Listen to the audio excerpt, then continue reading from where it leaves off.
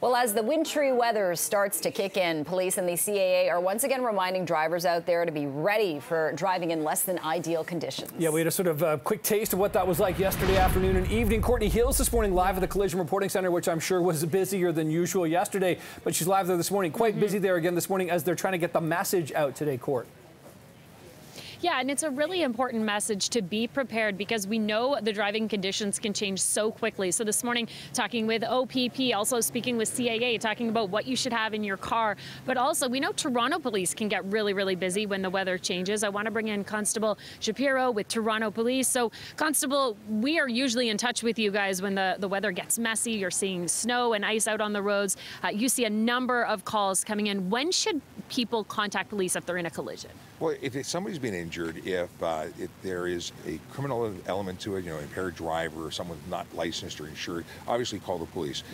But very often, if the collision is minor, you can go to a collision reporting center like the one we're at here today, and a tow truck can take you directly here. In fact, the tow is covered if the vehicle's not drivable and paid for by the collision reporting center. So that's one way to do it. If it's something where the vehicle's drivable, you don't have to come here right away. If it's a bad storm, come when it's safe. We understand that, and we want your safety to be the number one factor to your decision. And we've seen it before. The collision reporting centers, they can become packed very, very quickly. How does someone know, though, if someone's in a crash and they're saying, I think it's serious, I'm not really sure, what should I do?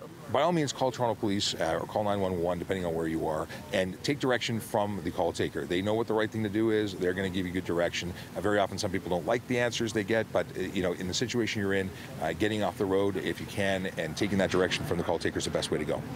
I know you work with people all the time, safety tips. You and I were talking off camera a bit about the right attire, the gear to have in the car, and also heavy coats. That's not always a good thing. Tell us why. Yeah, well, it creates a gap between your seatbelt and your body, and that could cause injury. So what we want you to do is leave the big bulky jacket in the back seat, wear a thin layer underneath to keep you warm, and then put on the big jacket before you get outside or once you get outside. The same thing for big clunky boots. It can create a situation pressing the right pedal. You want to press the brake, you end up pressing the gas, and now you have a collision. So having a change of footwear is also a good idea. Yeah, also kids. You and I were talking about seat belts, and this is an important one because if you have little ones, putting them in the car seat, you want to bundle them up and keep them warm, but it's different when you buckle them in. It's the same thing as adults, but kids, you want to put them in the big puffy cute jacket. Once you get them in the car seat, that's that big gap, and it can create situations where when the jacket is compressed, they can actually get through some of the webbing. You want to make sure that they have that thin layer on their body. Their seatbelt is attached tightly, snugly, and then you can put a blanket or some form-fitted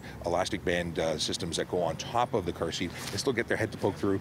They're warm, and you can regulate their temperature, but it doesn't interfere with the ability of the seatbelt to work properly. Yeah, you want everybody to be safe as we go into the winter driving season. Constable, thank you so much. Anytime. Some really good tips, and sometimes, guys, this is overlooked. I mean, many of us maybe aren't ready for the winter driving. I don't think I really am, but it's good to be prepared, and that's why you want to have the safety gear in your car. You want to know what to do if hopefully you're not, but if you are in a collision, that type of thing. And coming up next, we're going to talk to the OPP about some laws out on the highways when it comes to the snow plows, because things are changing there. You cannot pass those vehicles now if they're side by side. So we're going to explain all that because I think it's really good advice that people need to know going into this messy driving season. Over to you. Yeah, good to know. You can't plead ignorance after watching that segment, that's for sure. And yeah, the seasonal realities kicking in. Court, thanks again.